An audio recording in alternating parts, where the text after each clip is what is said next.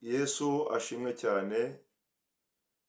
Ijambo ry'Imana uko ryanditse mu gitabo cya Yobu ibice 28 umurongo wa 28 riravuga ngo dore Imana ibwira umuntu iti kubaha Uwiteka nibwo bwenge kandi kuva mu byaha niko kujijuka.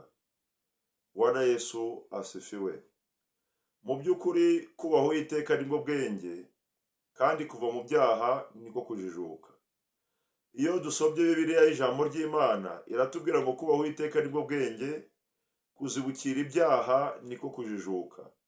Ndagukangurira kuva mu byaha, ndagukangurira kuzibukira ibyaha, ndagukangurira kubaha Uwiteka, kumwumvira, kumutinya, kumuhindura umushyitsi, kumuha icyubahiro kuko ari Uwiteka Imana ikomeye.